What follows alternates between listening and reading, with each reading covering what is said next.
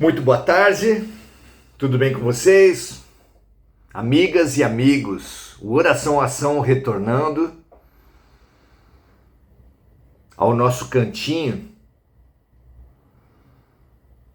sanadas algumas questões técnicas, espero eu. Tudo bem com vocês? Muito bem, hoje é o primeiro encontro nosso referente ao último tema, ao último campo do conhecimento no nosso roteiro de estudos. O Consolador, Chico Xavier e Emmanuel,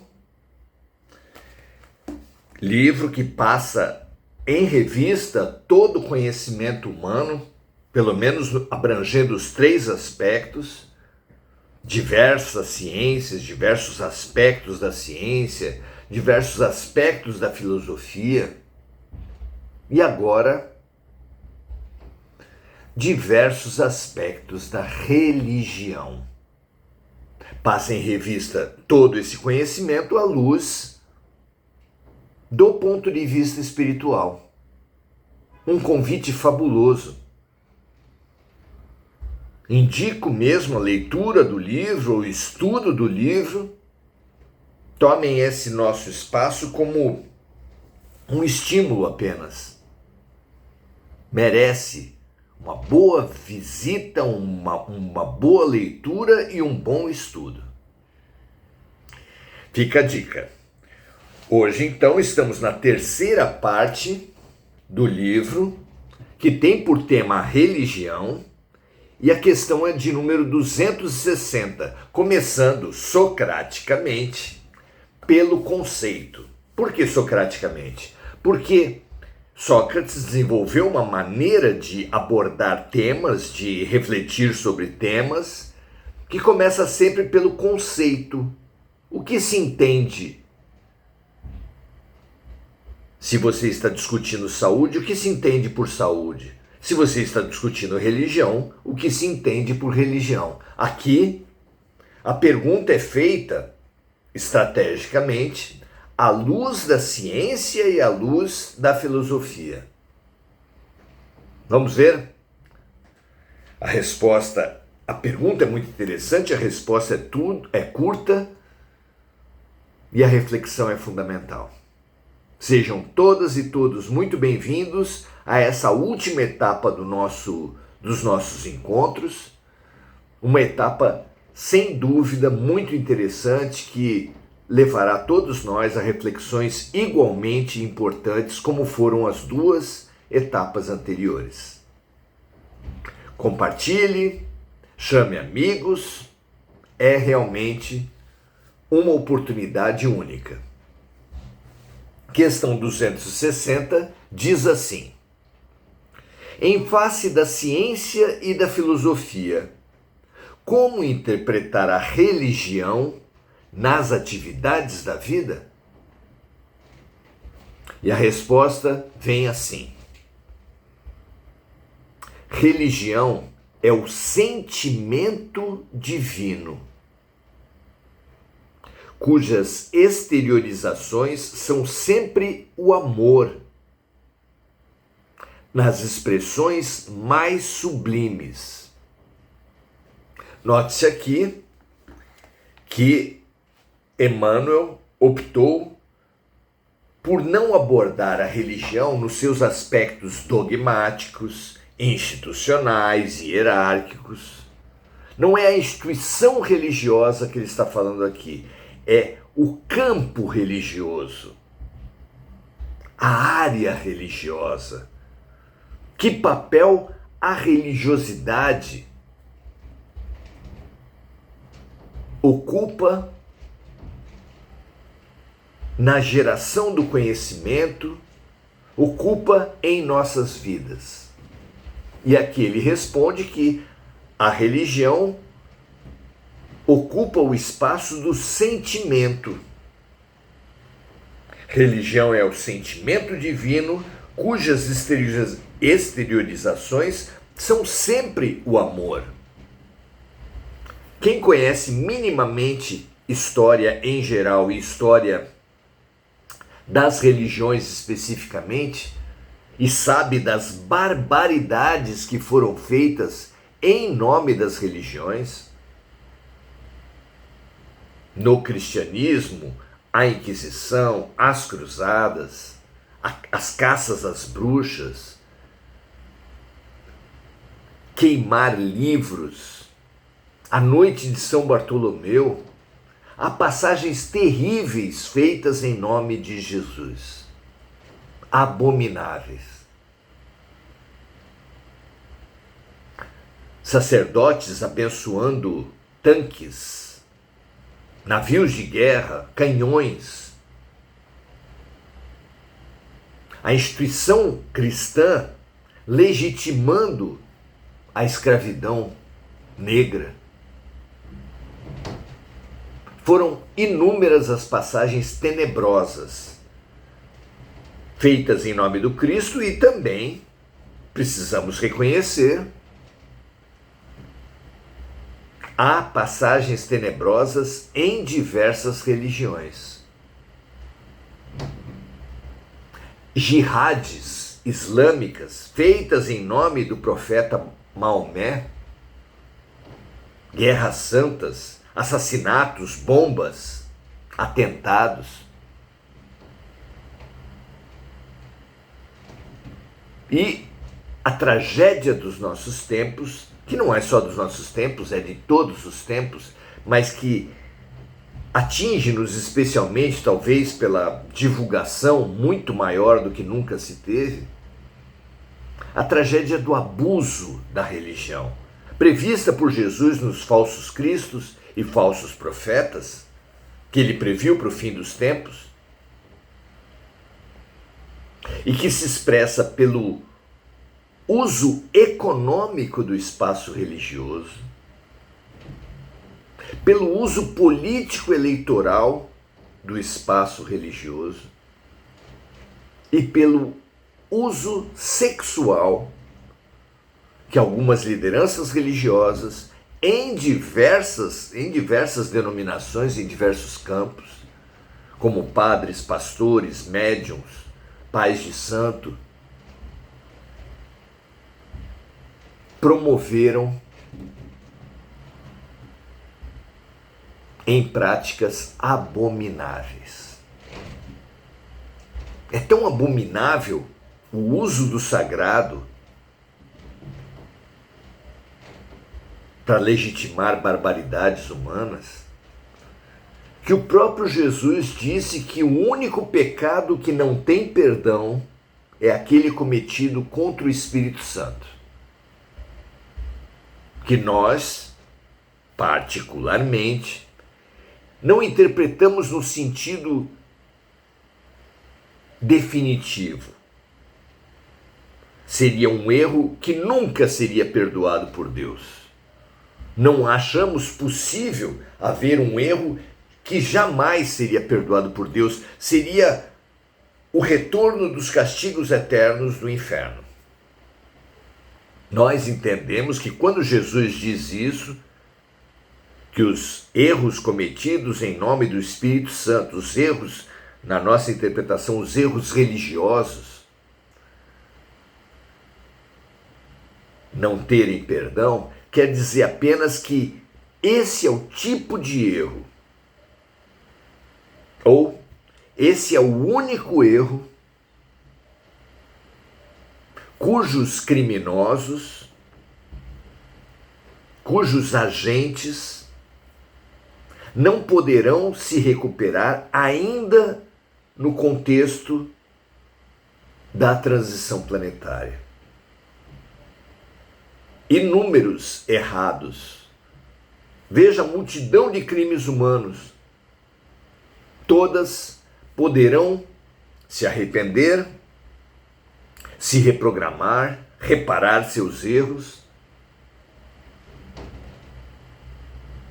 e permanecer ainda na Terra. Mas, na nossa interpretação, há um erro, o pior de todos para Jesus, que não teria espaço, não teria como recuperar os seus agentes ainda nesse ciclo planetário. Precisarão ir a outros planetas, refazerem sua trajetória, recomporem, repararem profundamente seus erros, reaprenderem o que não conseguiram aprender, para depois, no tempo devido, alcançarem novamente o estágio de regeneração. E por que seria tão grave o crime religioso? Porque Deus é a última instância a que recorre a criatura humana. Quando estamos doentes, geralmente buscamos assistência espiritual. Quando a ciência, quando os múltiplos médicos, exames e cirurgias já faliram, quase sempre é assim. E assim em todas as outras dores. Ou seja, Deus é o nosso último recurso. Assim como na justiça você tem as instâncias, a primeira instância, a segunda instância, a terceira instância, os supremos, as supremas cortes, Deus é a suprema corte, é a última instância, é o último recurso. Tirar esse último recurso daquele que sofre é de uma crueldade abominável. É um atentado àquilo que há de mais sagrado em nossa profundidade e na vida. Veja o que vocês acham, se isso faz sentido. Os crimes, as decepções, as frustrações, as tristezas, elas se dão no conflito entre expectativas e realidade. Não pode haver expectativa maior do que Deus. E a pessoa, quando recorre a esse último recurso das religiões, com uma alta expectativa, porque se trata do caminho para Deus, e encontra o pior dos homens, a defasagem, a decepção, a queda é muito grande. Para nós parece absolutamente óbvio que seja o único erro cuja regeneração, cuja recuperação, cuja reparação, arrependimento, não poderá ocorrer ainda nesse ciclo planetário, ainda que sempre Deus mantenha uma porta aberta para qualquer dos seus filhos, para qualquer dos erros humanos. Vamos lá então? Questão 260.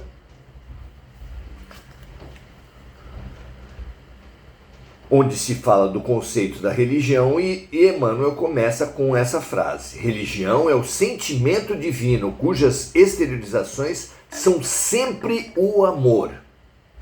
Deixando claro, por todas essas imensas sombras que se faz em nome de Deus, que se faz no ambiente religioso, se Emmanuel fala que as exteriorizações da religião são sempre o amor, é porque não está falando da instituição humana, da instituição concreta, mas da religião como campo sagrado da atividade, do pensamento, do sentimento humano.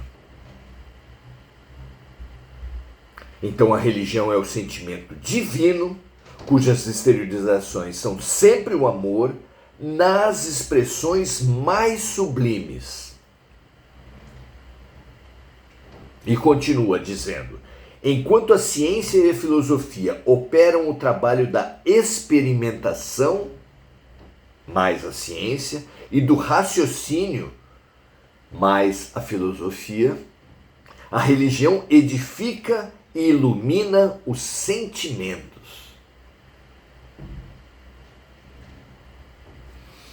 E continua. As primeiras, ciência e filosofia, se irmanam na sabedoria. Quando avançamos na ciência, adquirindo meios, quando avançamos na filosofia, compreendendo finalidades,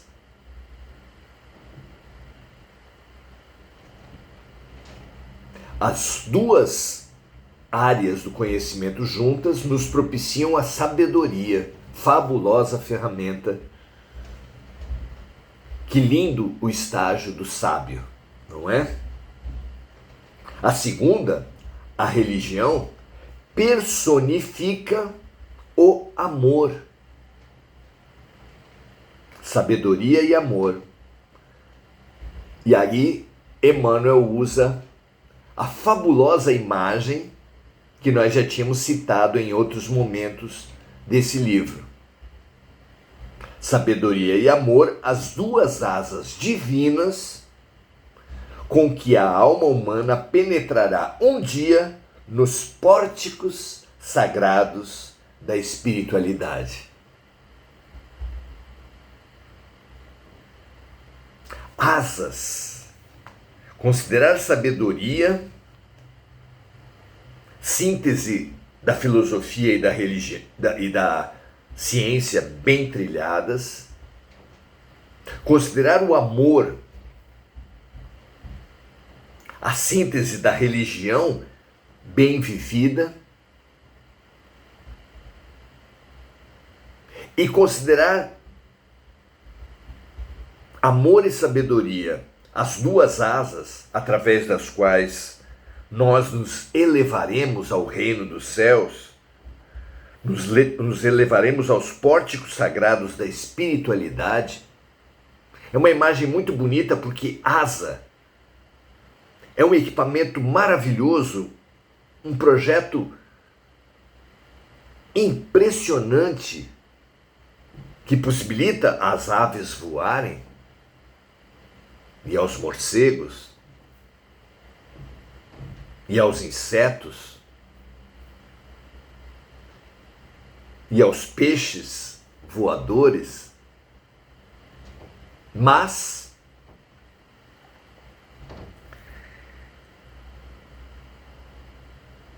é interessante compreender como o mecanismo de uma asa sozinha nada pode fazer. Veja que se você tem uma perna apenas, você pode pular. Mas um animal voador como esses citados, que tem apenas uma asa, não poderá sair do chão. Ele podia ter escolhido perna, braço, mão, porque as mãos cooperam, os braços cooperam, as pernas cooperam, mas escolheu asa. Uma função cuja mecânica exige as duas, porque o movimento de uma serve de apoio para o movimento da outra e precisam agir sincronizadamente, cooperativamente, para possibilitar o voo. Isso quer dizer que razão e sentimento,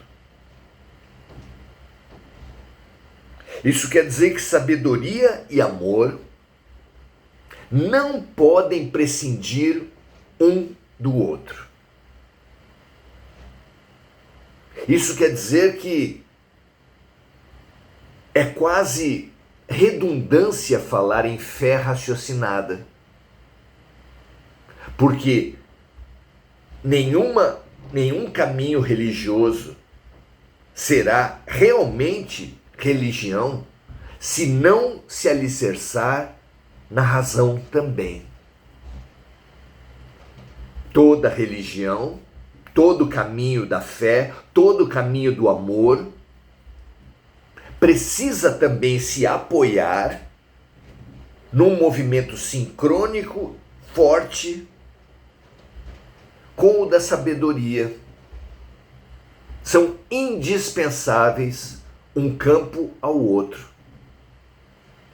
Assim como nenhuma ciência será realmente ciência, nenhuma filosofia será realmente filosofia, se não tiver a perspectiva espiritual, se não estiverem banhadas no amor, o caminho religioso, sem a razão, sem a sabedoria, não poderá sequer chamar-se de caminho religioso. Então, toda fé digna do nome, que honre o nome, que honre o ideal sublime do amor, precisa se apoiar na lógica, na razão, na sabedoria. Maravilhoso isso, não é? Como vocês pensam isso? Nós que temos nos acostumado com explicações, pseudo-explicações dos fatos da vida, porque Deus quis, quando se pergunta concretamente, por que meu filho morreu? Por que eu tive um diagnóstico tão sombrio a essa altura da vida? Por que de uma doença de nascença, de uma violência extrema que certas crianças sofrem ao início da vida, ou no lado luminoso, por que dos talentos precoces? Por que dos acidentes inevitáveis? São tantos os fenômenos que a ciência não explica, que a ciência materialista fala do acaso, da sorte, do azar, essas palavras vazias que não explicam nada, da coincidência.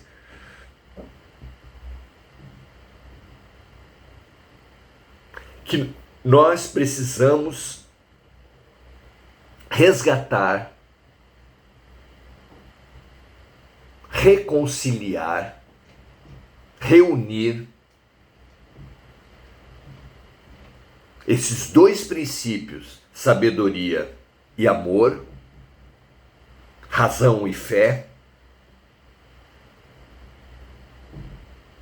como duas asas com as quais nós nos elevaremos aos pórticos sagrados da espiritualidade,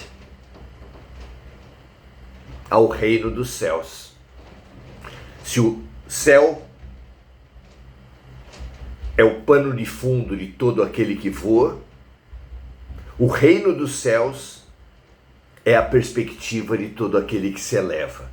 E só se eleva espiritualmente a alma que utiliza coordenadamente os caminhos da sabedoria e do amor, da razão e da fé.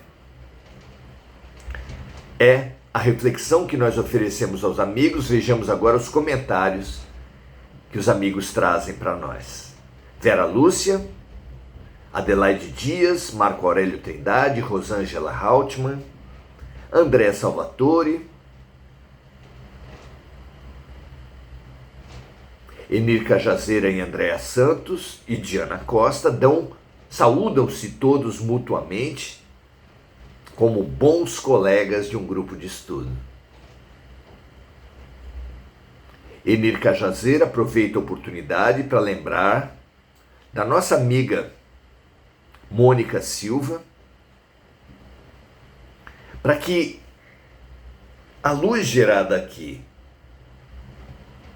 vá até o local onde a nossa amiga está, assim como de todos os amigos que se encontram com problema de saúde e que estão nos corações e mentes dos amigos aqui nesse espaço, e banhem essas pessoas com a luz que vem da natureza, com a energia que vem da natureza, com a energia que vem dos nossos corações e com a energia que vem do alto.